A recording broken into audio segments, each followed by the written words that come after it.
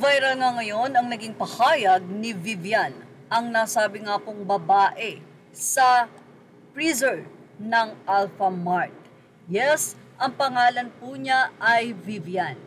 Mula po sa isang pagpapahayag niya sa nasabi nga pong paghiga niya sa loob ng freezer ng Alfamart, tila hindi sineryoso ni Vivian ang nasabi nga pong pagsu o pagkakaso sa kanya ng nasabing convenience store. Si Vivian Vinuya ay nagkaroon nga ng sagot matapos magpahayag ang Alfamart. Ayon sa Alfamart, this is to address the videos and photos circulating on social media that depict the unauthorized and harmful use of our store equipment. Alfamart makes this very seriously and we have already launched a thorough investigation into the matter. Please understand that we are compelled to pursue legal action against those responsible for the improper use of our store equipment.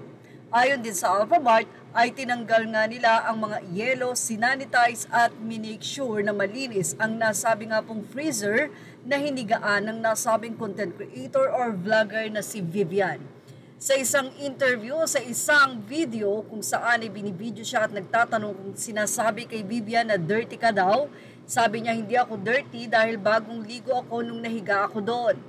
At dumumi daw ang mga yelo, sabi niya hindi yun dudumi dahil naka-plastic yun. Sana binili ko na lang. At ano daw ang masasabi mo sa Alfamart? Nag-sorry siya habang tumatawa. Sorry naman, try again. Yan pa ang naging pahayag ni Vivian. Samantala, narito ang naging reaksyon ng mga netizen.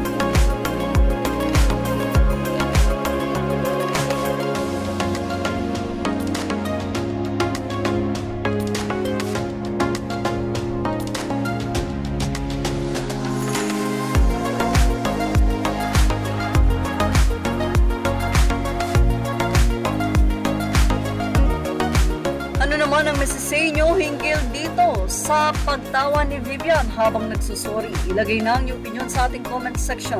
Dapat bang ituloy ng Alfamart ang nasabi nga pong pagkakaso sa nasabing babaeng vlogger na si Vivian?